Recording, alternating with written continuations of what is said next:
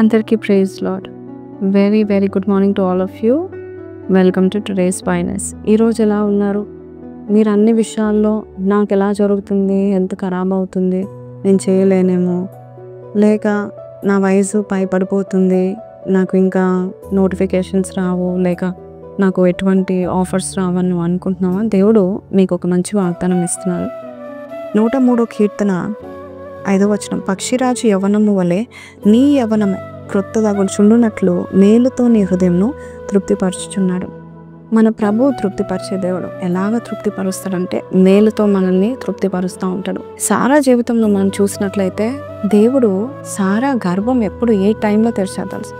90 ఏళ్ళ టైంలో, 90 years. ఆమె గర్భం ధరించడం అసాధ్యం.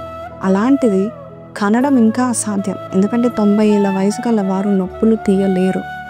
అంతేకాదు ఆ యొక్క స్త్రీ ధర్మం అనేది పనిచేయట్లేదు ఆమెకి. కానీ దేవుడు ఎంత అద్భుతం చేస్తాడు. ఆదికాండం 18:14 అంటాడు, నాకు అసాధ్యమైంది అంటూ ఏదైనా ఉన్నదా అని సారోతోనే అంటూ ఉంటాడు.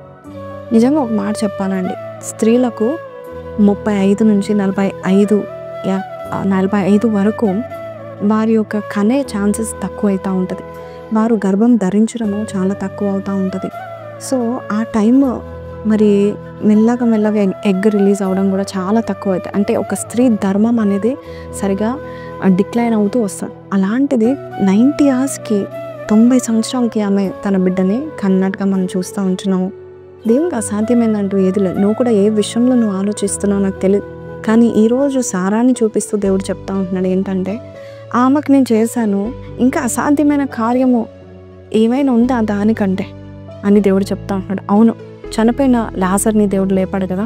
చూడండి, మీకు ఒక క్వశ్చన్ నేను అడుగుతాను. ఆల్రెడీ చనిపోయిన వారిని లేపడం ఈజీయా, లేక బ్రతుకున్న వారి యొక్క ఏజ్ రివర్స్ చేయడం ఈజీయా? దేవునికి అన్నీ ఈజీయే. కానీ మనం ఏం భయపడుతుంది తెలుసా? అమ్మో, దేవుడు నా ఏజ్ని రివర్స్ చేస్తాడా, నా మెడికల్ రిపోర్ట్స్ ఇలా ఉంది, నాకు మంచి ఆరోగ్యం తిరిగి ఇస్తాడా, చిన్ననాటి స్థితి దేవుడు నాకు ఇస్తాడా అని నువ్వు అనుకుంటున్నావా? దేవునికి అది చాలా ఈజీ. మనం ఏం నమ్ముతాం తెలుసా? చనిపోయిన వారిని సహితం లేపాడు దేవుడు. Very good, he has resurrection power అని అనుకుంటాం. కానీ రివర్సబుల్ పవర్ కూడా దేవునికి ఉంది. దేవుడు నీ ఏజ్ని కూడా రివర్స్ చేయగలుగుతాడు. కాబట్టి ఈరోజు ఈ మాటలు వింటున్నా నీవు, దేనికి అసాధ్యమైందంటే ఏదీ లేదు. పక్షి రాజు యొక్క యవ్వనం క్రొత్తగా అవుతుంది. అలాగే నీ జీవితంలో ప్రతిదీ క్రొత్తగా అవ్వడానికి మేలను అనుగ్రహించి నీ హృదయాన్ని తృప్తిపరుస్తాడు. కాబట్టి ఈరోజు ఈ మాటలు వింటున్నా నీవు, చిన్న ప్రార్థన చేస్తాను. ఈ వాగ్దాన్ని ఎత్తి పట్టుకో. ప్రభా, ఇది నాకే ఇచ్చావు, నీకు వందనాలని ఎత్తి పట్టుకో. ప్రార్థన చేస్తాను నీకోసం. పరిశుద్ధుడా, మహోన్నతుడగు తండ్రి నాయన, నిజమైన నాయన ప్రభా, అసాధ్యాలను సుసాధ్యాలుగా చేసే దేవుడు నాయన. ప్రతి ప్రేయర్ పాయింట్ ప్రైజ్ పాయింట్స్గా చేస్తావు, నీకు వందనాలు.